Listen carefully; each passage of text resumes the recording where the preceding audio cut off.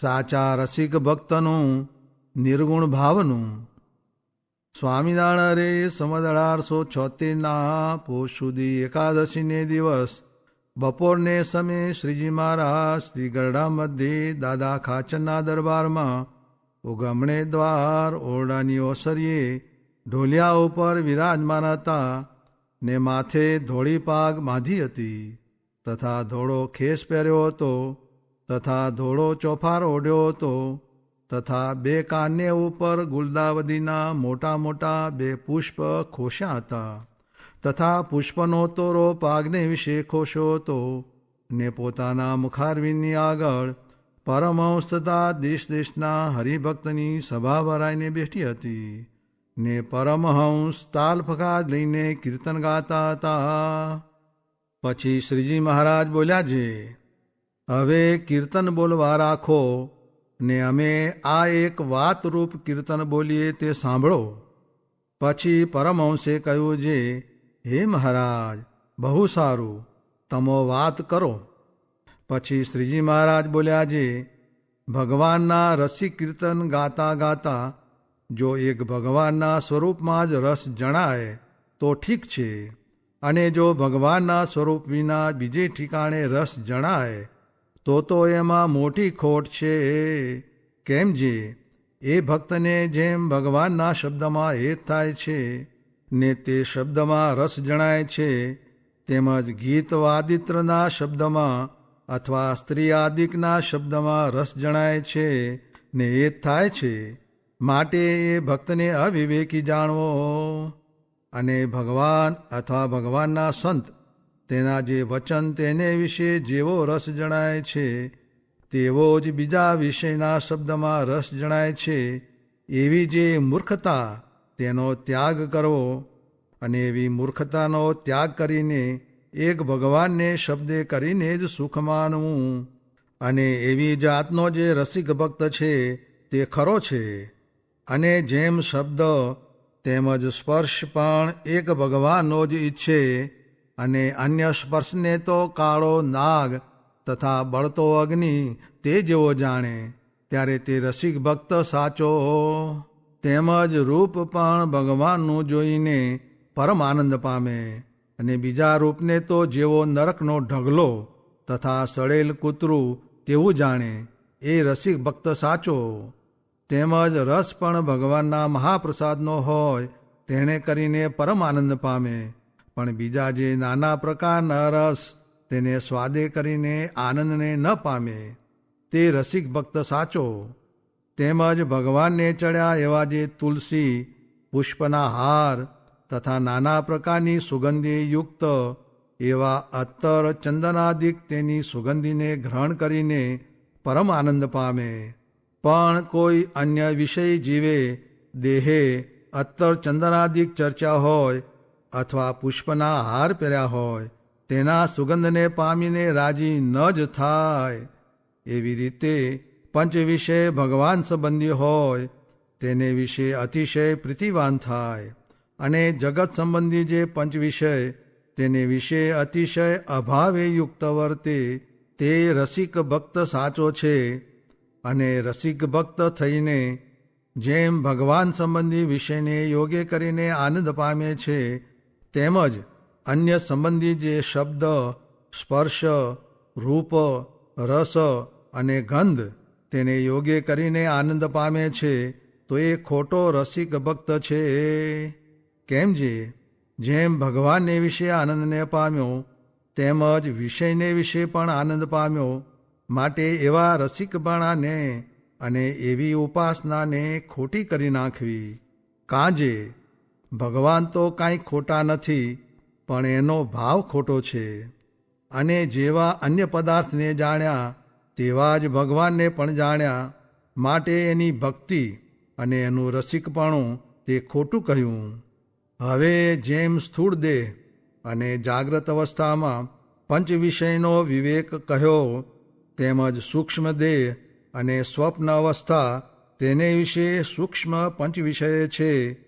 તે સ્વપ્નમાં જ્યારે ભગવાનની મૂર્તિને દેખીને તે ભગવાન સંબંધી શબ્દ સ્પર્શ રૂપ રસ અને ગંધે કરીને જેવો આનંદ પામાય તેવો ને તેવો જ જો અન્ય પંચ વિષયને દેખીને સ્વપ્નમાં આનંદ પમાય તો તે ભક્તનું રસિકપણું ખોટું છે. અને સ્વપ્નમાં કેવળ ભગવાનને સંબંધે કરીને આનંદ પામતો હોય અને અન્ય વિષયને વિશે ઉલટા અન્નની પેઠે અભાવ રહેતો હોય તો એ રસિક ભક્ત સાચો છે. અને એમ ન જાણતો હોય તો જે ભગવાન સ્વપ્નમાં દેખાયા તે તો સાચા છે, પણ એ ભક્તને તો જેવો ભગવાનમાં પ્રેમ તેવો અન્ય વિષયમાં પ્રેમ છે, માટે એની સમજણ ખોટી છે. અને એક ભગવાનના સ્વરૂપમાં લોભાઈ રહે ને બીજા વિષયમાં ન લોભાય તે સમજણ સાચી છે. અને જ્યારે કેવળ ભગવાનનું જ ચિંતન રહે છે ત્યારે ચિંતન કરતાં કરતાં શૂન્ય ભાવને પામી જાય છે. ત્યારે એ ભક્તને ભગવાનની મૂર્તિ વિના પિંડ બ્રહ્માંડ કાંઈ ભાસતું નથી. પછી એવા શૂન્યને વિશે ભગવાનની મૂર્તિને જોતા જોતા પ્રકાશ થઈ આવે છે અને તે પ્રકાશમાં ભગવાનની મૂર્તિ દેખાય છે.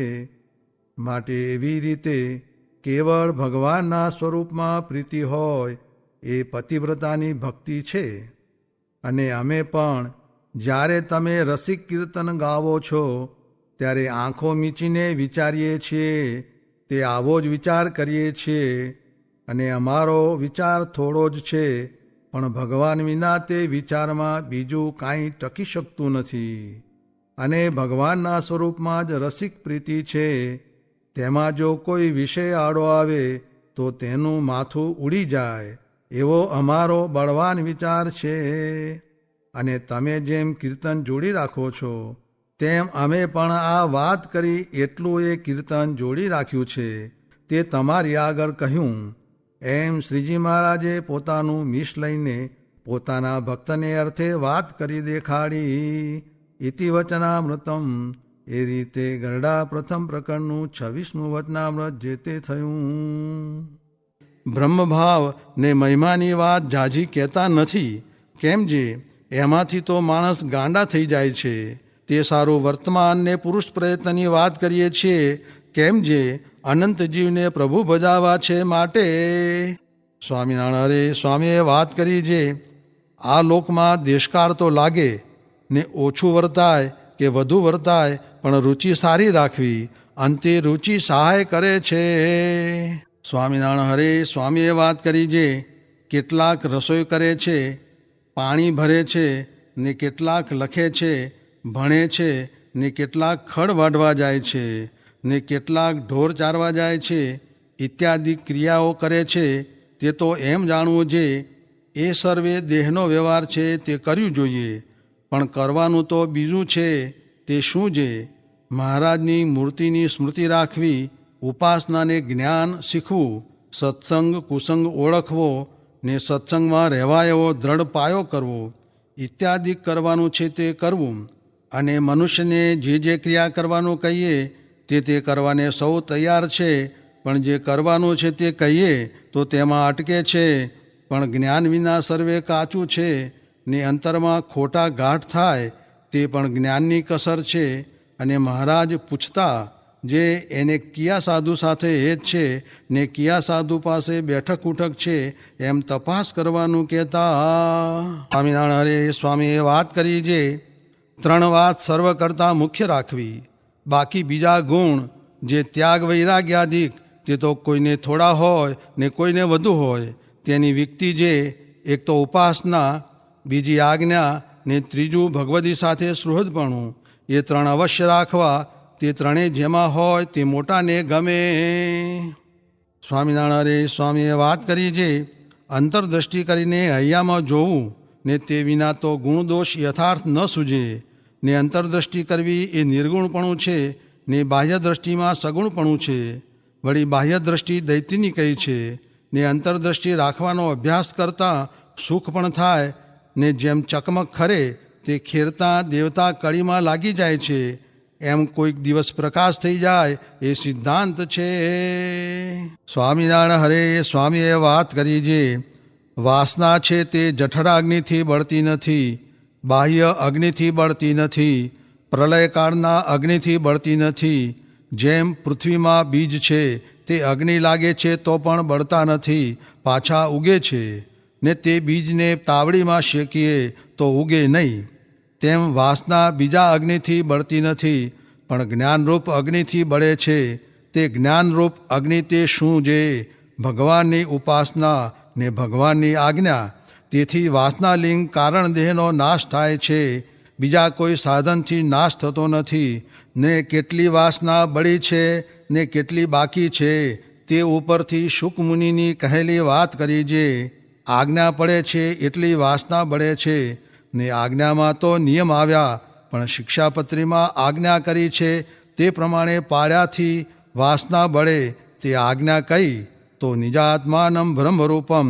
એ આજ્ઞા પડે તો કારણ દેહનો નાશ થાય છે, પણ શિક્ષાપત્રી બરાબર પડતી નથી તેટલી ખોટ છે ને તેટલું દુઃખ છે.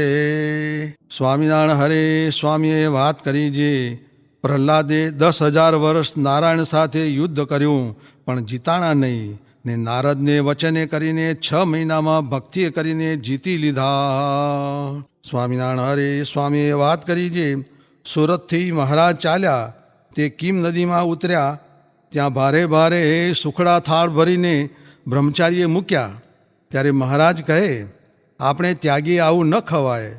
પછી સાથવો મંગાવ્યો, તેમાં પણ સાકર ન નાખી ને મીઠું ને સાથવો જમ્યા. સ્વામિનારાયણ હરે સ્વામીએ વાત કરી. જે સાધારણ ભક્તનું તો ઠીક છે, ને જેને ઉત્તમ થવું હોય તેને કોઈ પદાર્થમાં જીવ બંધાવા દેવો નહીં, ને હેત ન રાખવું તો નિર્વિઘ્ન ભગવાનના ધામમાં પહોંચાય. અને આ સભા તો અક્ષરધામની છે, અને ગોલોક વૈકુંઠના મુક્ત કસર ટાળવા અહીં આવે છે. માટે આ તો પુરુષોત્તમ પ્રગટ્યા છે ને તેના સાધુ છે, ત્યાં ખબરદાર થઈને મંડવું. કેમ? જે તે વાત પછી નહીં મળે.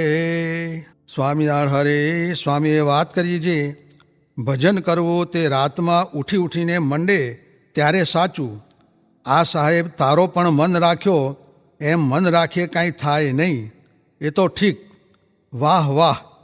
અરે કેટલાક તો લઘુ કરવા જાય તે પૂરી આંખ પણ ઉગાડે નહીં, જાણે રખે ઊંઘ ઉડી જશે ને માલ વહી જશે, ને આખી રાત ચસચસાવે, ને દીએ તો ગપોડામાંથી નવરાશ્ય ન થાય. તેણે શું કાંઈ ભગવાન રાજી થાય છે? ને જાણે મોટા થઈ ગયા પણ અમરીશ જેવું એ ક્યાં થવાનું છે? ને ખાઈ ખાઈને ઊંઘી રહ્યા ત્યારે જાણે થઈ રહ્યું આ તો ફરવા જઈને સૂઈ રહે. એમ કહીને કરજો સત્સંગની શાયરે વાલા એ કીર્તન બોલ્યા.